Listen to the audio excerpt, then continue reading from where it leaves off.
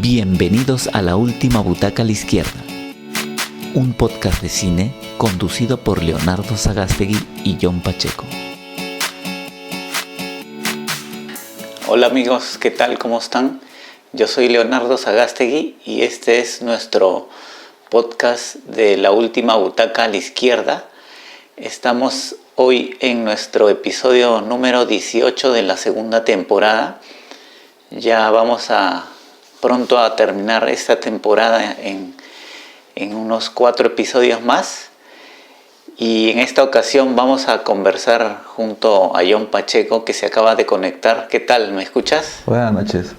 Fuerte y claro, Leo. Fuerte y claro. Y vamos a conversar de un conjunto de películas que han marcado una época en los de nuestra generación, ¿no? Que son películas de acción de los años 80, ¿no? Que muchas veces, muchos de nosotros las hemos visto infinidad de veces a través de las funciones que daban en función estelar, ¿no? En el canal 2. Clásico. Donde las repetían cada ciertos meses, ¿no? Y a través de este visionado fuimos aprendiendo, ¿no? Cómo era el cine de acción específicamente en esa época, en el momento en que se vivió esos años, ¿no? Y tal vez de repente por nuestra edad no pudimos apreciarlas en el cine, pero al menos en la televisión fue una oportunidad, ¿no? de conocer a estas películas, ¿no? Que vamos a ir conversando con John. Algunas palabras iniciales, John. Bueno, como tú lo has dicho, eran las películas que para nosotros era Hollywood, ¿no?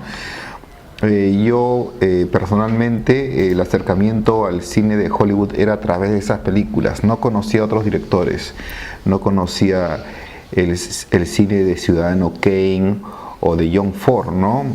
Para mí mi primer acercamiento, el ABC del cine de Estados Unidos era y este fue lo que me formó, lo que me gustó o en algunos casos lo que me disgustó, ¿no? Pero gracias a estas películas también me interesó el cine como arte y más exactamente el cine de ciencia ficción, el cine de superhéroes. Yo sí tuve la oportunidad de ver Superman 1, no, creo que Superman 2 en el cine, y fue pues un descubrimiento, ¿no? Una cosa que te apabulla, el ambiente oscuro y que esté ahí el superhéroe en todo su esplendor es algo mágico para un niño de 9, 10 años. Pero bueno, comencemos con esta tertulia donde vamos a comentar 5 películas fundacionales del cine de acción de los 80, Leo. Sí, vamos a empezar con la película Rambo, o conocida también como First Blood o Primera Sangre. Esta película está basada en un libro y este libro tiene bastantes semejanzas a lo que es la película, a excepción del final, ¿no? que es bastante distinto, y también el libro es un poco más crudo, ¿no? Más violento. El personaje de Rambo, ¿no? Es, digamos, más loco, ¿no? Más violento, más salvaje, ¿no? Y mata indiscriminadamente, según el libro. No lo he leído, pero pude... Así es. En esta película vemos a un Rambo más meditabundo, como que no encaja en el lugar donde está, ¿no? Y vagabundea, busca a personas que lucharon con él, ¿no? Porque él viene de la guerra de Vietnam, ¿no? Donde combatió y tuvo como una especie de amistad con varios compañeros y se va enterando que ya muchos de ellos no están, ¿no? Han muerto, y él se siente como que no encaja en la sociedad en la que está actualmente, ¿no? Y se siente hasta rechazado, ¿no? porque había en esa época bastantes manifestaciones en contra de la guerra, ¿no? Y sobre todo de los combatientes en Vietnam, ¿no? Y lo interesante de Rambo, no solo de esta, ¿no? Sino de todas las Rambo que han habido, las 5 creo que han habido, es que Stallone ha sabido captar las ideas de la época, ¿no? Del momento, ¿no? En que se ha situado la película, ¿no? En este caso es ese rechazo que había a la guerra de Vietnam y a los combatientes, ¿no? Y él aprovechó eso, si bien lo cogió de este libro, pero lo adaptó e hizo una película que, si bien no es el Rambo que después conocemos, que mata a todo el mundo, sino es una película más pequeña, más sencilla, y eso creo que la hace mucho mejor más que querible, muchas de las posteriores, ¿no? Y eso es lo interesante de esta película, ¿no? Que a pesar de que no es el Rambo que posteriormente entró al imaginario, es un Rambo iniciático, ¿no? Donde aquí es donde nace este personaje, se bautiza, ¿no? El personaje casi mitológico, ¿no? Y ese es lo interesante. No sé qué te pareció a ti, John, la película. Sí, es un Rambo fundacional de todas las películas que van a venir a continuación de la saga. Y es curioso porque es el primer Rambo que se diferencia de los demás Rambos, en el sentido de que en esta película se sientan las bases de lo que sucede como una especie de clamor popular en Estados Unidos. Tú lo has dicho, hay muchas manifestaciones en los Estados Unidos por la guerra de Vietnam, y encontramos a un personaje que viene de esta guerra y que sufre en carne propia el rechazo de la población hacia los combatientes de esta guerra. Vemos en un primer momento cuando pregunta por su amigo de su unidad de combate, un familiar le dice que trajo la peste del lugar de donde había estado, ¿no? Había estado en la guerra.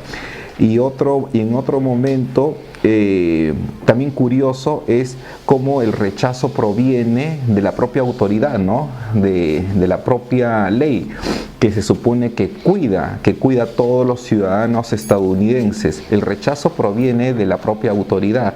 Y eso también tiene un símil con una película peruana, Días de Santiago, en la cual se siente también ese mismo fenómeno, ¿no?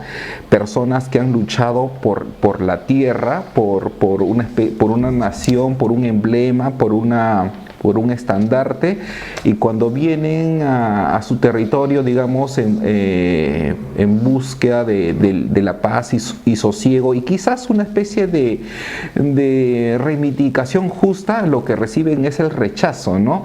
Entonces, esto es una película, quizás sea estos los ingredientes por la cual gusta esta película, de que un tipo es marginado por la propia autoridad, que debería cuidarlo, ¿no?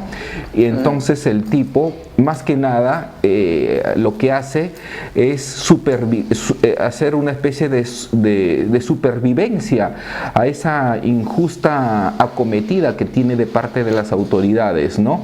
Entonces, en esta especie de juego del gato y el ratón, es en la cual se sustenta la película, y es disfrutable por ello.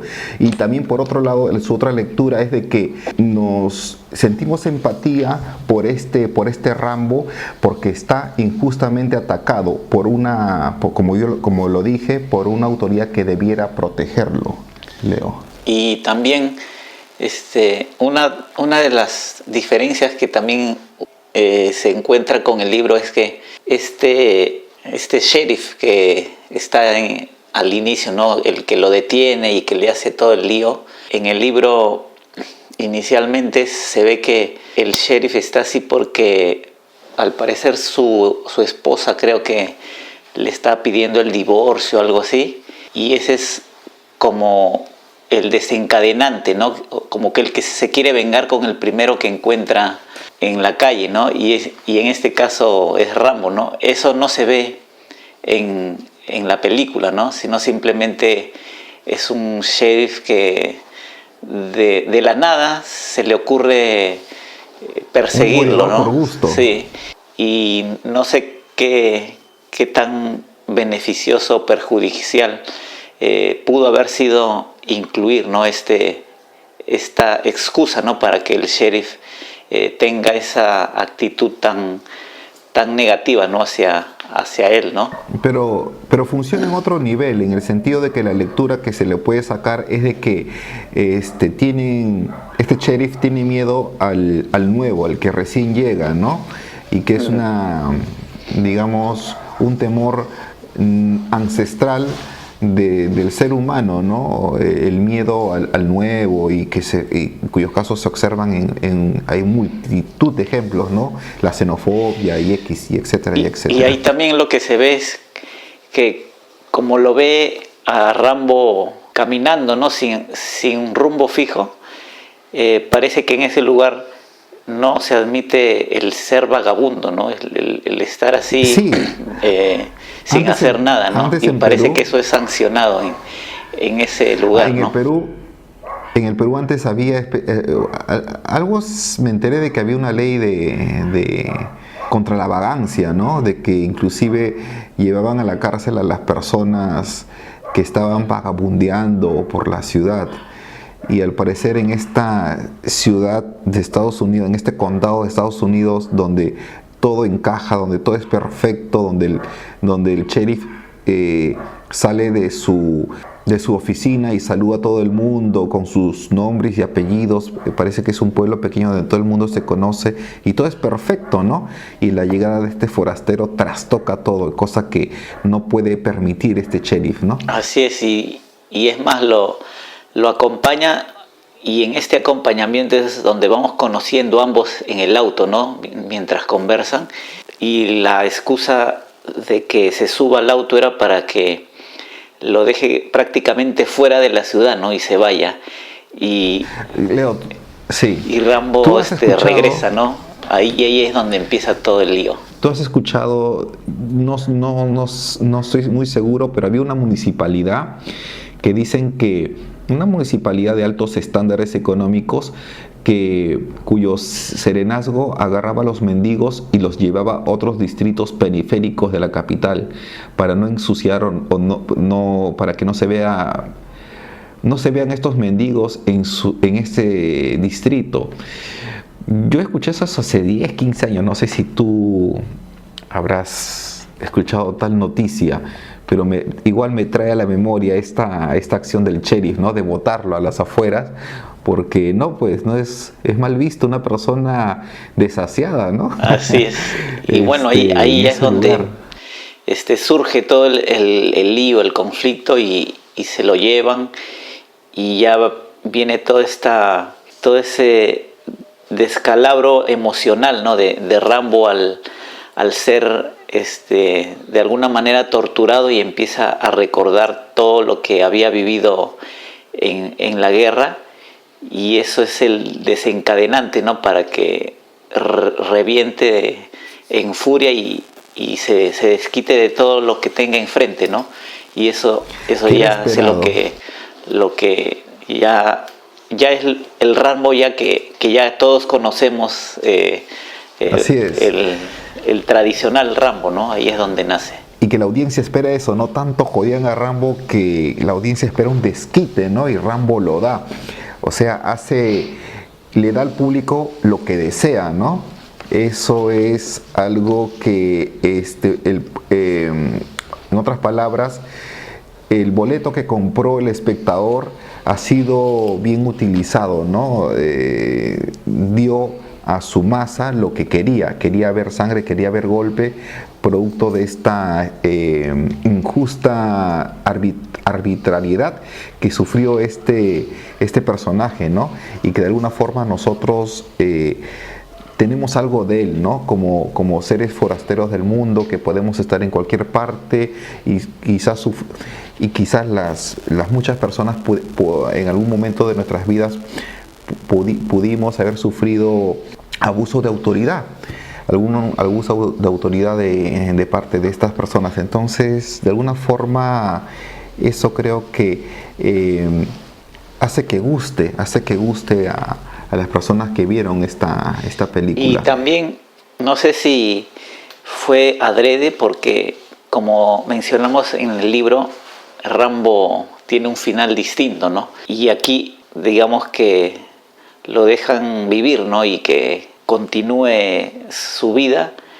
Y no sé si... Dicho sea de paso, el papel iba cerrado a múltiples actores, pero fue rechazado por Al Pacino, Dustin Hoffman, y al final recayó en Sylvester Stallone, quien hizo ese cambio precisamente él, quien dijo que mejor el personaje no muriese, y eso dio pie pues a los demás, a la saga, ¿no? A la saga completa. Y bueno, ahí estaba mi interrogante, ¿no? Si lo habrá hecho porque se apiadó del personaje o por querer hacer nuevas secuelas, ¿no?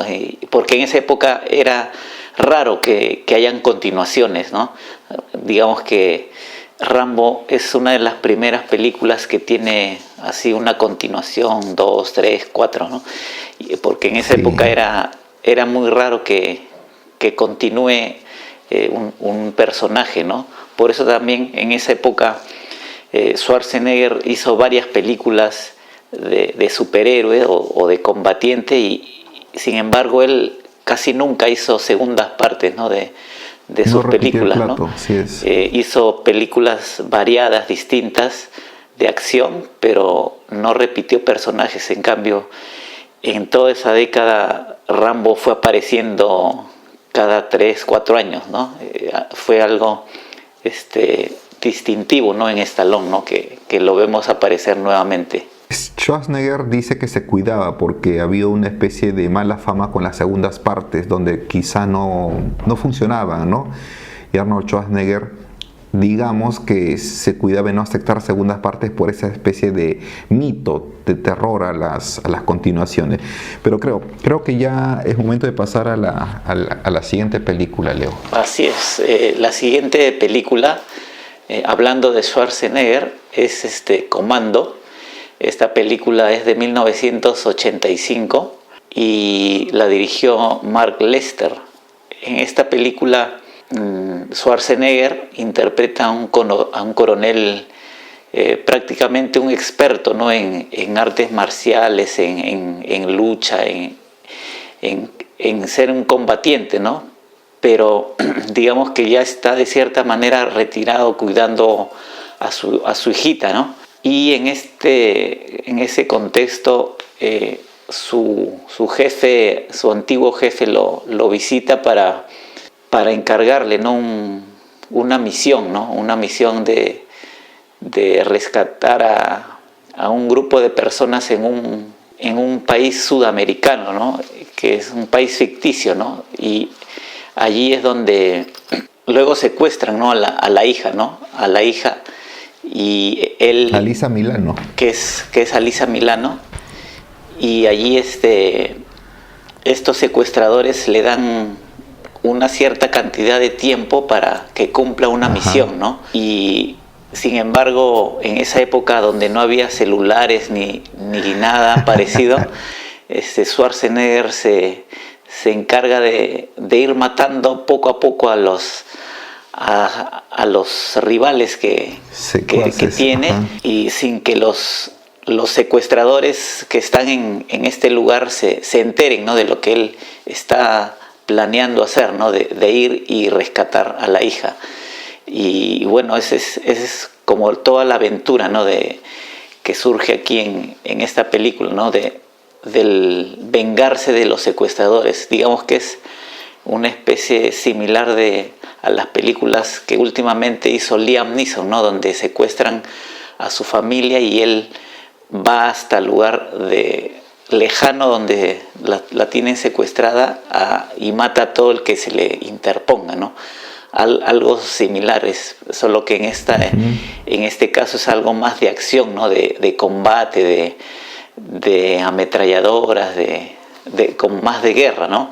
Y ese es lo simpático, ¿no? de esta película, que a mí es una de las que más, o sea, la que me canso menos de verla, ¿no? Cada vez que la veo siempre me gusta ver la película en donde la encuentro, la veo hasta el final, ¿no? Es una de las películas que me gusta volver a ver, aunque sé que no tiene grandes méritos cinematográficos, pero digamos que por la época en que la vi me atrajo bastante, ¿no? En esta vez que la he vuelto a ver para el programa, me pareció también más cómica de lo que originalmente a mí me había parecido, ¿no? En esa época yo como que me sorprendía, ¿no? De todas las cosas que podía lograr, ¿no? Pero ahora las veo un poco más tirada de los pelos, o por qué no le caen todas las balas que le disparan, no le caen ni una, esas cosas que... Solo al final, cuando le hieren en el hombro. Así es. Y bueno, esa es una de, como se dice, cuando te gusta algo que a muchos no les gusta, es como una de las películas que muchos critican, pero a mí sí me gusta bastante, ¿no? No sé qué te pareció a ti, John. Sí, es una película simpática de ver. Yo también lo vi en repetidas veces en los 80s, en función estelar. Era de visión obligada. Uno no se cansa de verlo, porque avanza rápido la película, y avanza porque Arnold Schwarzenegger tiene que acometer su acción contra el reloj, porque vemos desde que se lanza de este avión que está a punto o que ya estaba despegando, cronometra su reloj para que la acción que tiene que hacer, que es rescatar a su hija, se ajuste casi a la llegada del avión. O sea, es una sucesión de escenas donde engancha al espectador y no lo suelta hasta el término de la película. Y similar a la película anterior que hemos criticado, en esta película, como yo también la vi ya entrando a la adolescencia, pensé que este era el cine que podía ofrecer Hollywood, ¿no? No conocía a los otros grandes directores. Yo lo entendí así por un buen tiempo, pero pasados los años había un crítico de cine,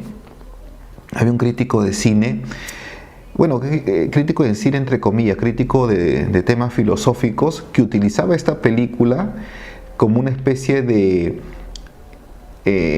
tema para hablar del cine de Hollywood, como si el cine de Hollywood se resumiera solamente en películas como Comando, Rambo y otras películas del cine de acción como con los protagonistas como Chuck Norris. Y a mí me pareció curioso que un crítico de cine hablara solamente y criticara a Hollywood solamente en base a este tipo de películas. Es como si un crítico de comida gastronómica que tiene a su cargo ver los restaurantes más finos de Francia, criticara solamente comidas de McDonald's o de Kentucky. Noté una especie de similar crítica en ese aspecto. Y después, ya viendo más con exactitud el porqué de la crítica, entendí de que acá hay muchos elementos que pueden ser observados desde otro tono. Por ejemplo, se observa en la película de que Arnold Schwarzenegger es un miembro retirado de las fuerzas especiales de Norteamérica, que en un tiempo aparte había ayudado a derrocar a un país centroamericano, y eso de alguna forma nos dice un poco de la política intervencionista de Estados Unidos en varios países de Centroamérica y de Latinoamérica. En los 80s precisamente, vemos como una sola persona, en este caso Arnold Schwarzenegger, puede matar a una multitud una cantidad enorme de soldados, como tú dices, sin rasguños, ¿no? Y esto es una especie de símil a la preponderancia de Estados Unidos, ¿no? De cómo Estados Unidos puede enfrentarse al resto del mundo y salir indemne, ¿no? Con su sola presencia, con su sola fuerza militar puede enfrentarse a otros ejércitos del mundo. Entonces quizá allí haya un poco de discusión o crítica o tomar de ejemplo esta película para demostrar cómo es Estados Unidos en los 80 y quizás ahora, ¿no? Quizás ahora. Pero al margen de esto, Leo, es una película disfrutable y se le tiene que tomar así. Es una película que es para pasar el rato, e inclusive cuando Arnold Schwarzenegger tomó las riendas de esta película, él reescribió el guión donde podemos apreciar un poco del chiste, del humor de Arnold Schwarzenegger, ¿no? Precisamente cuando agarra a uno de los esbirros de este dictadorzuelo y lo tiene de las patas en un precipicio, ¿no? Y le dice, ¿sabes que te iba a matar al último? Sí, le dice este villano. Y Arnold Schwarzenegger le dice, pues te mentí, y lo suelta, ¿no? Y eso causa algarabía, eso es humor, ese es humor de Schwarzenegger, aunque puede resultar chocante, pero ese es el tipo de humor. O cuando agarran el convertible del otro secuaz que mató en el motel, ¿no? Le dice, vámonos con este carro, ya no va a usar el otro tipo. ¿Por qué? Porque terminó clavado en el motel. Entonces son situaciones que gustan, que pueden lanzar carcajadas.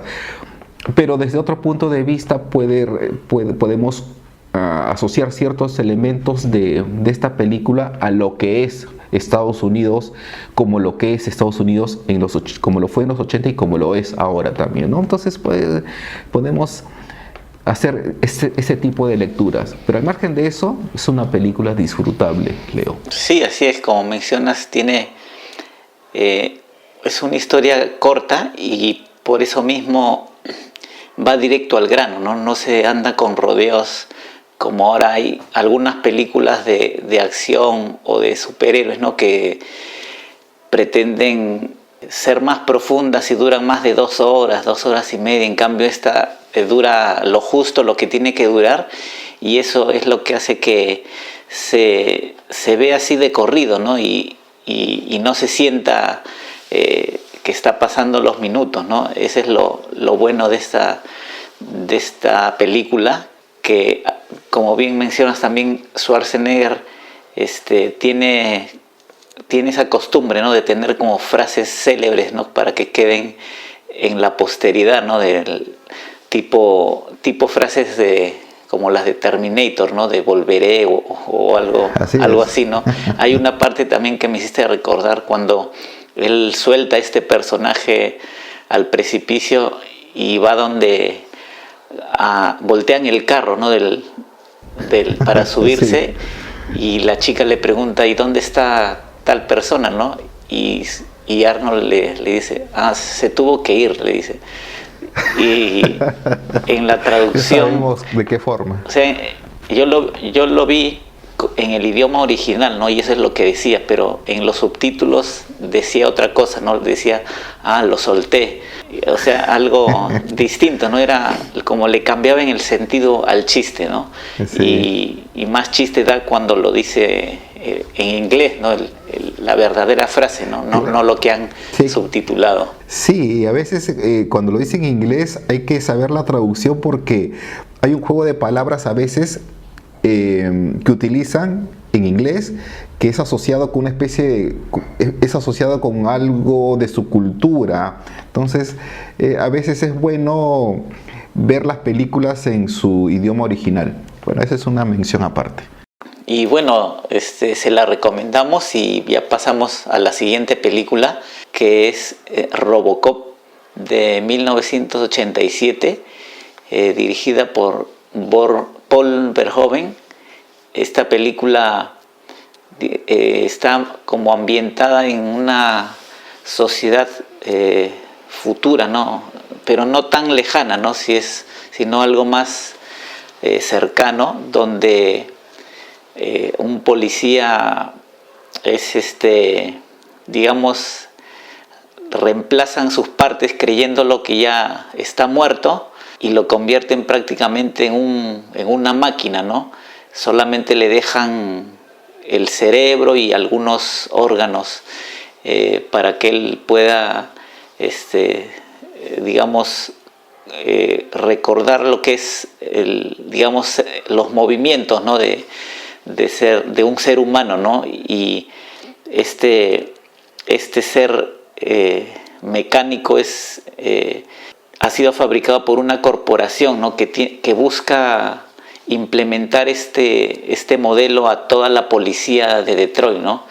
Y dentro de esta corporación hay también como una subhistoria, ¿no? Donde hay una lucha entre ellos mismos internamente de qué máquina es superior a la otra, ¿no? Porque inicialmente vemos otro robot, antes de que se cree Robocop, vemos a otro robot que no tiene apariencia humana, ¿no? Sino más parece como un monstruo, como un insecto, una mezcla así de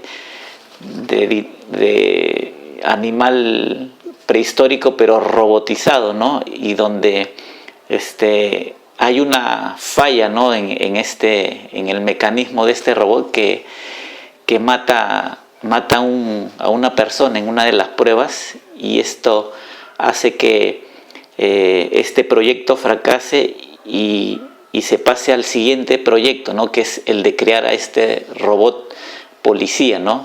Y allí es donde aparece el protagonista, ¿no? De nuestra historia, ¿no? Que es este policía, Murphy. Es asesinado sádicamente, ¿no? por unos delincuentes, y prácticamente lo dejan clínicamente muerto, ¿no? Se es declarado muerto, y de esto se aprovecha esta corporación para tomar su cuerpo y empezar a fabricar a Robocop, ¿no? Y lo que ellos no se percatan es que aún quedan ciertos recuerdos, ¿no? en la cabeza de este personaje, que lo hacen rememorar la vida que tuvo, ¿no? Y empieza a recordar también cómo él fue asesinado, y a partir de allí es como la historia de venganza, ¿no? de este personaje, ¿no? Es interesante porque tiene varias aristas, ¿no? Esta película, ¿no? Es una película de acción, también es una película distópica, y también es una película de venganza, ¿no? Ese es lo interesante, ¿no? Se han conjugado varias cosas, varios elementos, y han sabido hacer una buena historia, ¿no? Y tiene también escenas memorables, ¿no? Emblemáticas, ¿no? Que todos recordamos, bueno, todos los que la hemos visto en su época, se nos han quedado grabadas hasta la actualidad, ¿no? No sé qué te parece a ti, John, la película. Bueno, debo ser sincero en decirte de que cuando vi el afiche siendo adolescente de esta película no me llamaba la atención, y luego ya la vi en la televisión, y desde su primer visionado me gustó y se convirtió en una de mis películas favoritas. Y como tú lo has dicho, es una película, es una historia ambientada en un Detroit distópico, ¿no? En una ciudad donde su policía hace huelga.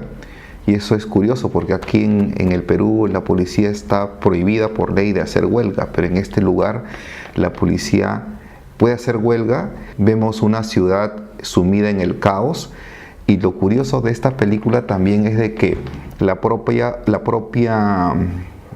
digamos, entidad que gobierna la ciudad, a su vez es la propia entidad que alberga a un villano en su interior, ¿no? Donde una persona tiene contactos con la policía y a su vez tiene contactos con la mafia, y eso lo hace universal, porque de alguna forma eso lo vemos en cualquier sociedad, y más con ciertos matices lo vemos también en esta nuestra sociedad, ¿no?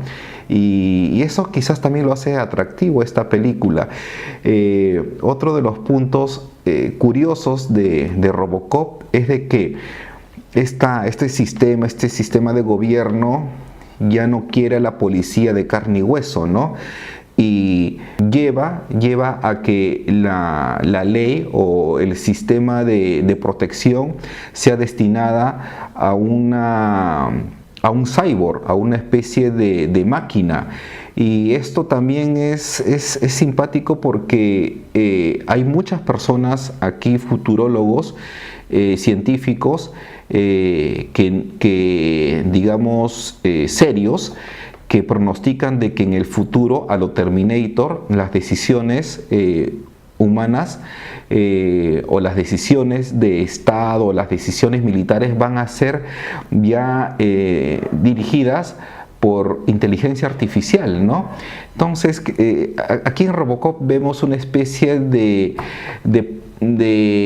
película que predice muchas cosas que vemos acá, desde una sociedad distópica donde hay un sistema de gobierno que a su vez tiene, que el líder tiene entre las personas a los cuales ordena, tiene a los policías y a los villanos que trabajan conjuntamente.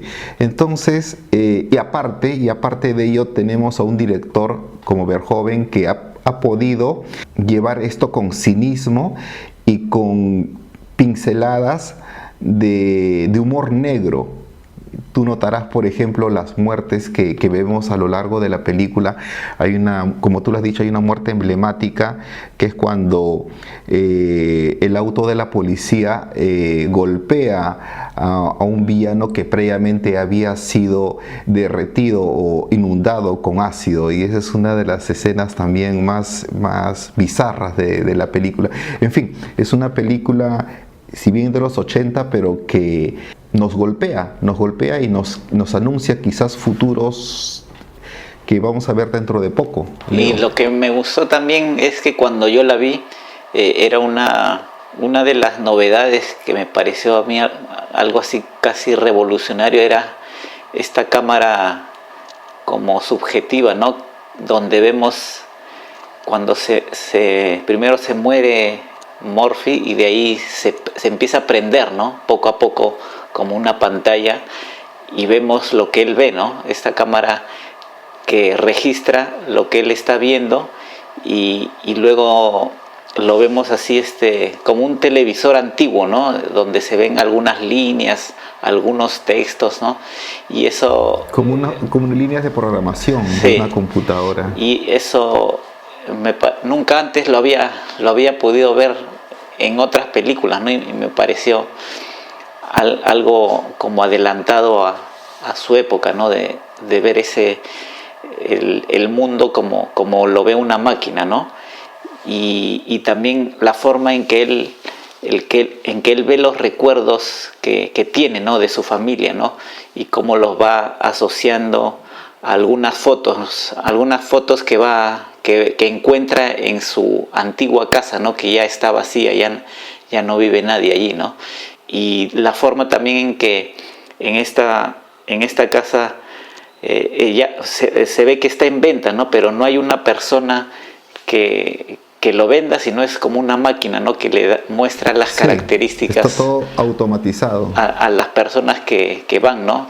Y todo ese aspecto futurista me causó bastante impresión en el momento que lo vi, ¿no? Me pareció novedoso, ¿no? Para la época que se hacía, ¿no? Que era en los 80, ¿no? Y eso es lo que me gustó también. Leo, y otro punto es los spots, ¿no?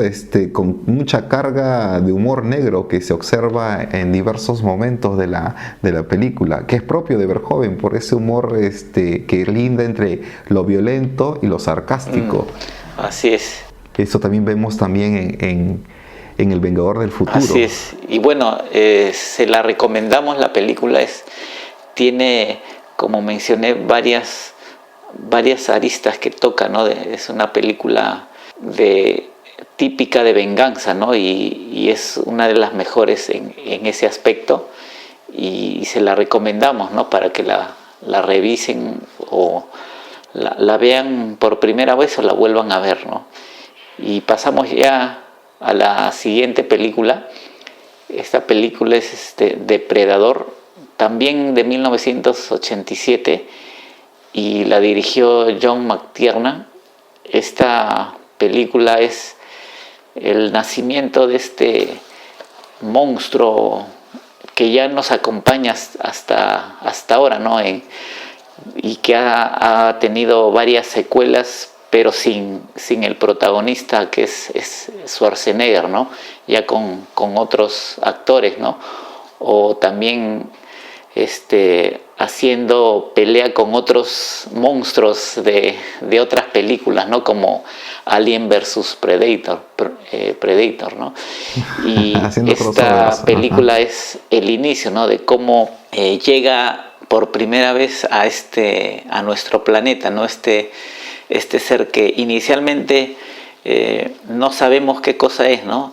De repente, si uno no ha oído absolutamente nada de qué es Depredador y le ponen esta película, va a creer que es de repente una película donde hay como un animal salvaje, ¿no? Que está matando a las personas en la selva, ¿no? Es una idea, si bien para esa época pudo ser repetida de otras películas, pero la han usado de tal forma de que cuando uno la ve no sospecha que este ser extraño que inicialmente no se ve sea un extraterrestre, ¿no?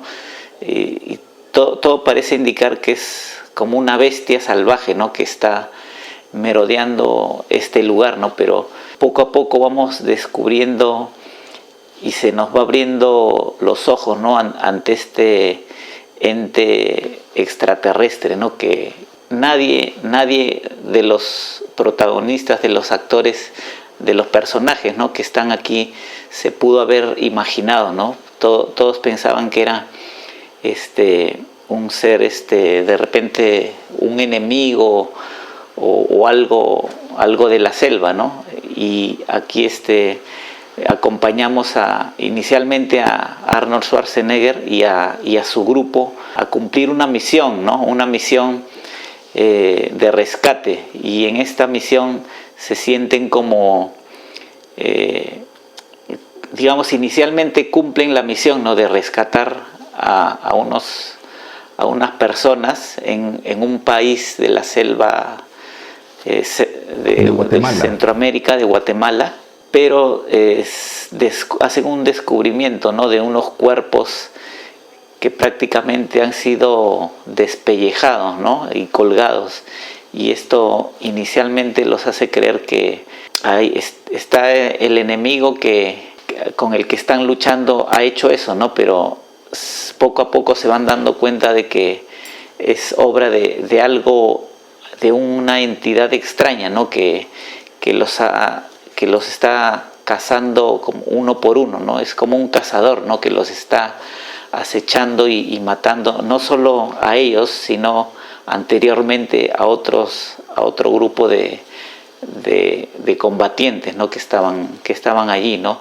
Y bueno, no sé qué te pareció, John, a ti esta película.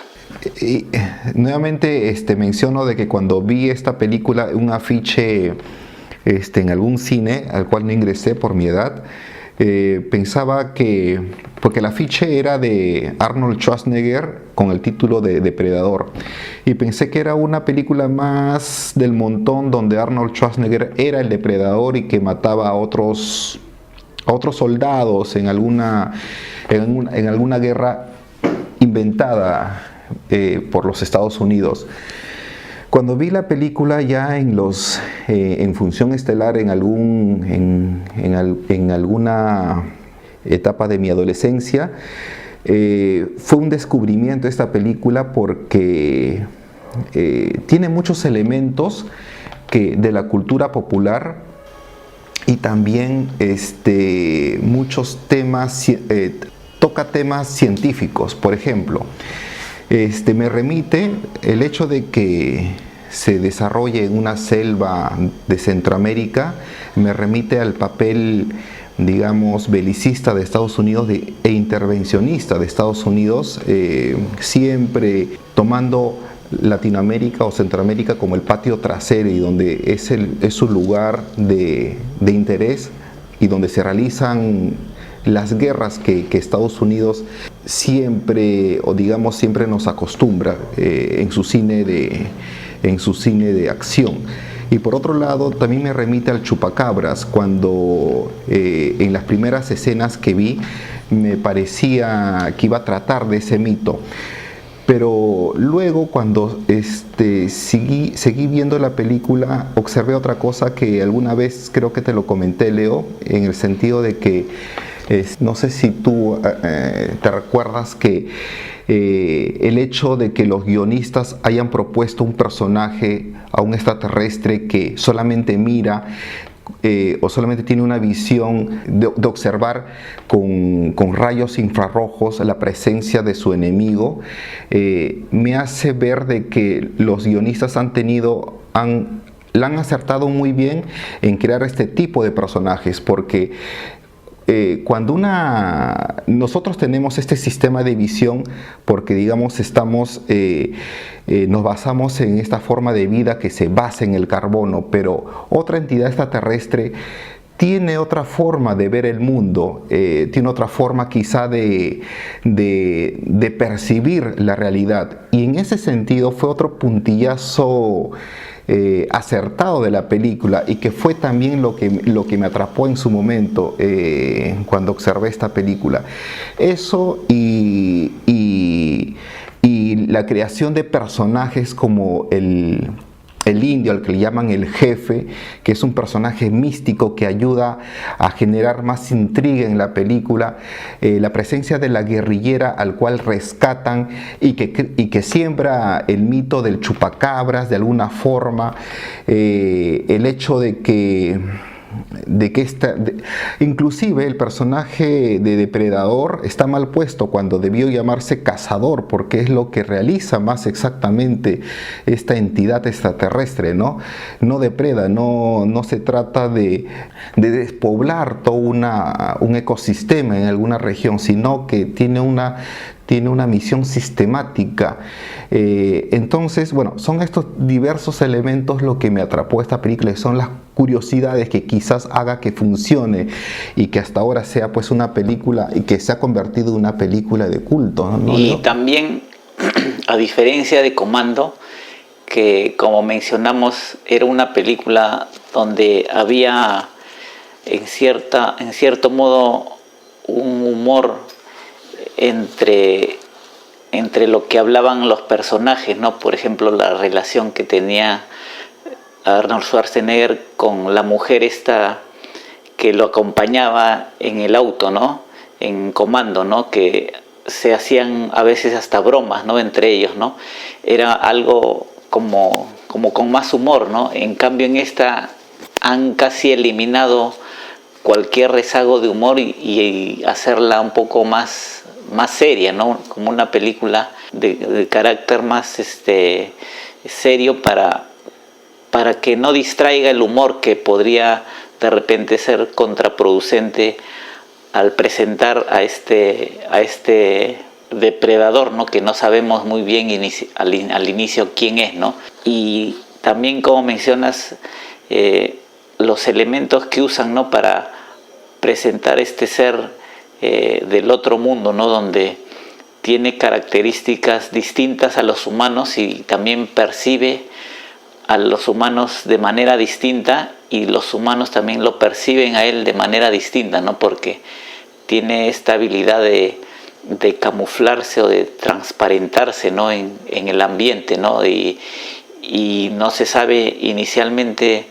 si esto es como un camuflaje o es algo extraterrestre, ¿no? Como al final lo es, ¿no? Y tiene esta habilidad, ¿no? de desaparecer y de aparecer a su antojo, ¿no? Es también lo sorprendente en mostrar, que mostró esta película, ¿no? En esa época, ¿no? Y bueno, también debe ser el punto de vista, ¿no?, del director, que como bien sabemos es John McTiernan, y del cual también comentaremos la siguiente película.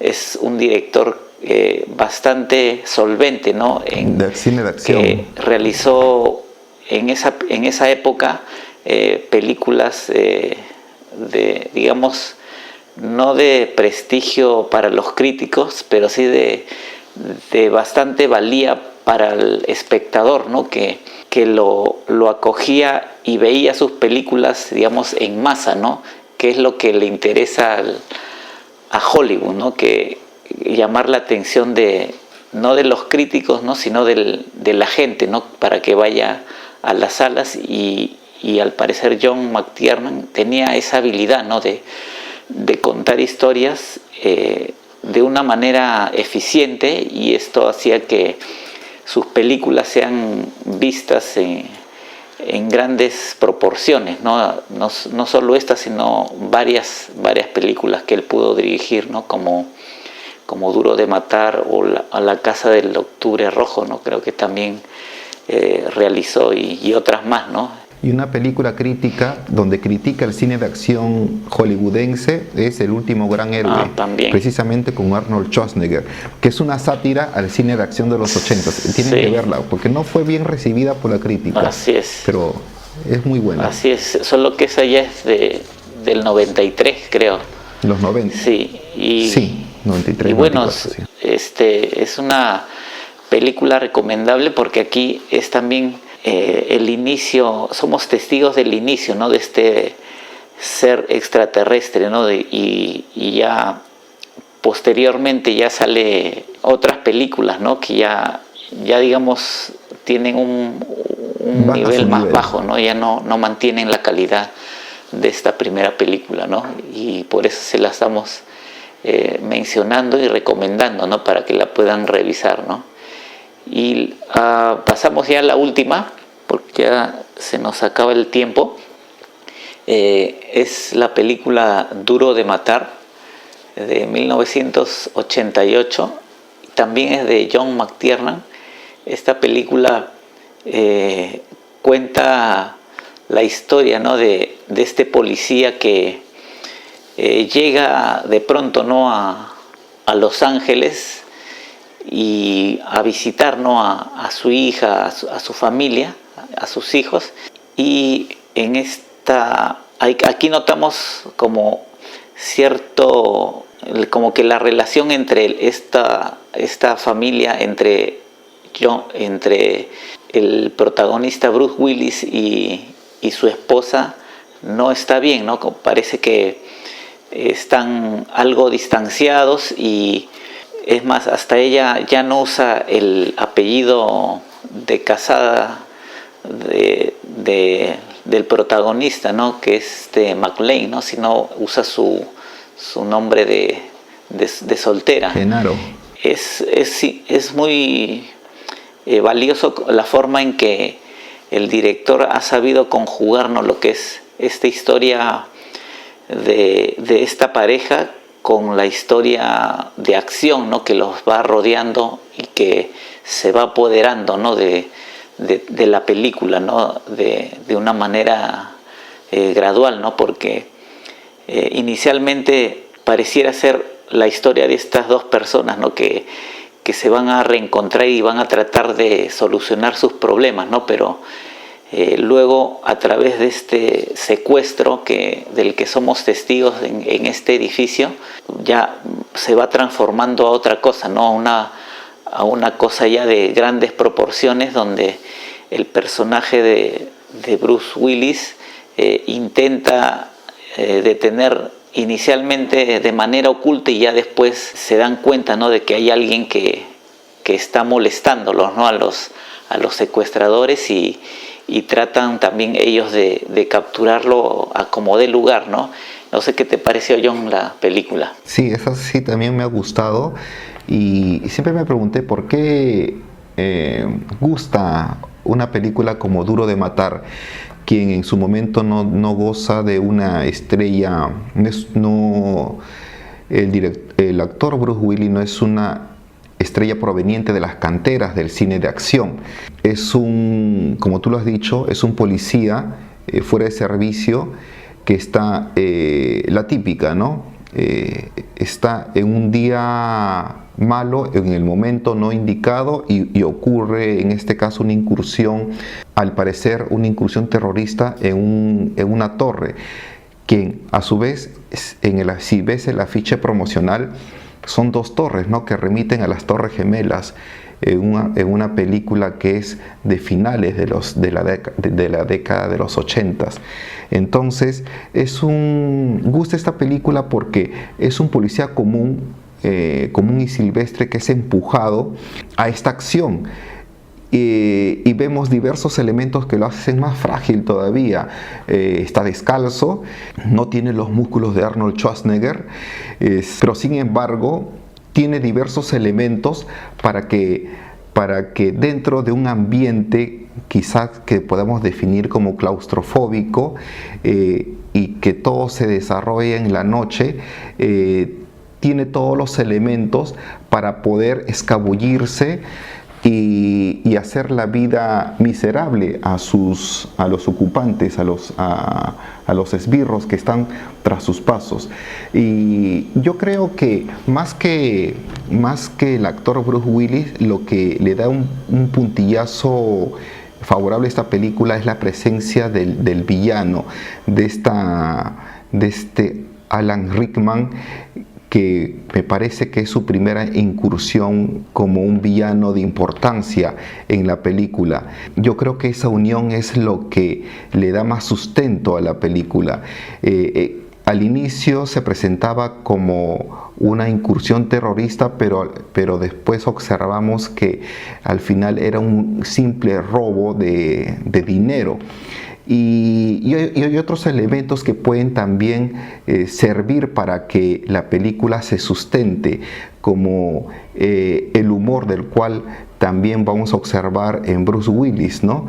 Y que es una especie de sello con el que va a acompañar Bruce Willis en todas sus películas, esta especie de cinismo, de caradura,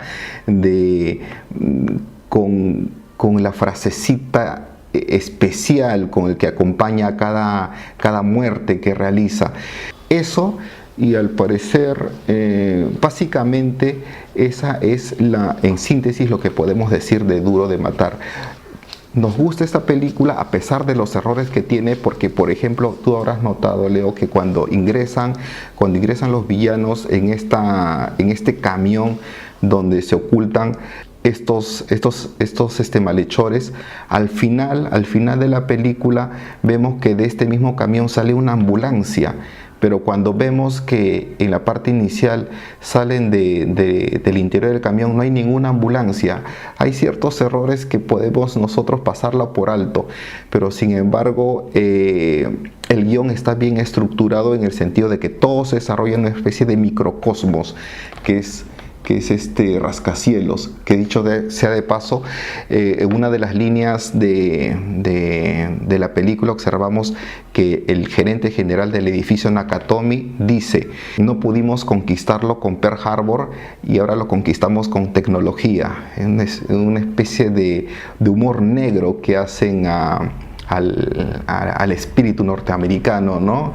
Que quizás ahora no sé si se pueda pasar por alto, ¿no? En esta especie de que todo es sensible, de que no se puede tocar ciertas cosas porque hieren ciertas sensibilidades, pero en los 80 habían muchas cosas de los cuales uno podía, digamos, tomarse ciertas licencias, ¿no? Como es este caso, Leo. Así es, y bueno, la película también es de poco más de 2 horas, pero a pesar de su duración, la película fluye bastante bien, ¿no? Porque tiene sus elementos, los picos de los dramas que nos van mostrando bien repartidos, ¿no? Y esto hace que no nos distraigamos y no nos vayamos de la película, ¿no? Es una película que te jala a cada momento, ¿no? En cada ciertos minutos hay algo interesante que ver, ¿no? Y que no deja que te vayas de la historia, ¿no?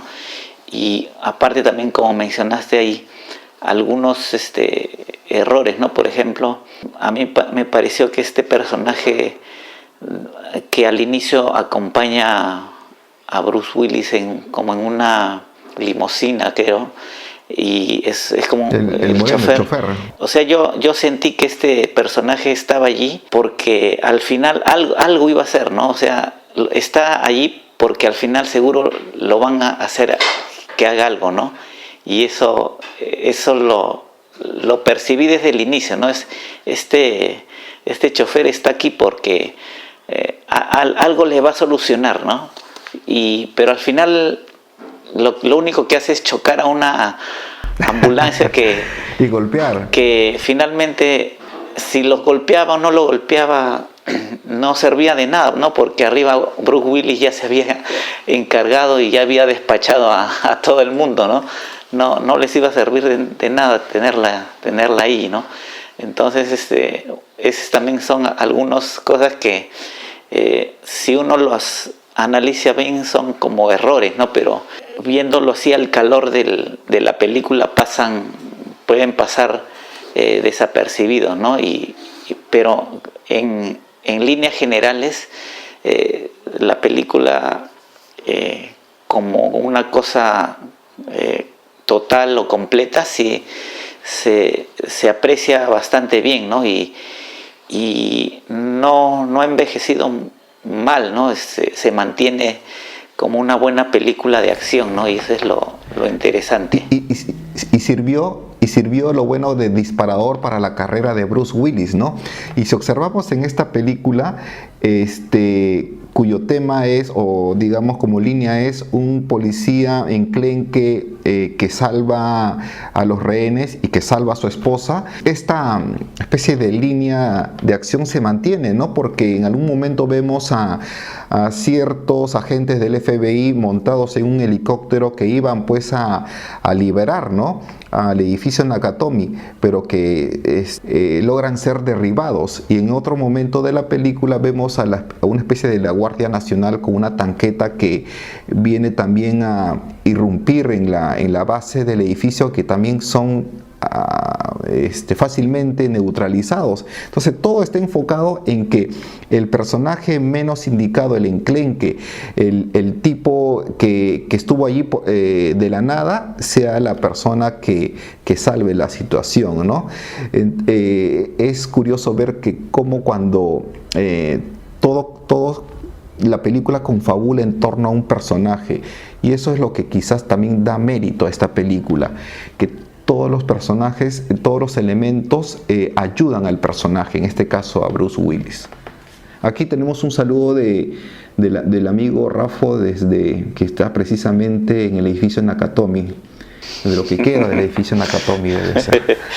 Así es. Y bueno, eso sería todo por este programa. Y ya nos estaríamos encontrando en una próxima edición, y como siempre les recomendamos que nos sigan en todas nuestras redes sociales de Facebook, Twitter, Instagram, en YouTube, donde también subimos estos programas, en Spotify, y también pueden seguir nuestras novedades en Telegram, ¿no? Ahí les avisamos y también les pasamos algunos enlaces, ¿no?, para ver algunas películas que comentamos acá. Y bueno, ya nos estaríamos viendo en una próxima edición de aquí a 2 semanas con un nuevo tema. Y no sé si tienes algunas palabras finales, John. Bueno, sí, podemos adelantar el tema para la próxima semana, Leo, que es lo que hemos discutido hoy día, ¿no? Que va a ser cine y películas de catástrofes, donde hay títulos como Terremoto. Específicamente de los 70s, porque ahí nace el cine como género, ¿no?, de cine de catástrofes. Vamos a hacer una revisión de ese cine una década prodigiosa que tan buenos títulos ha dado. Así que le invitamos a que nos acompañe en esta siguiente transmisión. Así es, y bueno, eso sería todo por nuestra parte, y ya nos estamos viendo en una próxima edición. Ya nos vemos. Chao. Muchas gracias, amigo. Permiso. Buenas noches.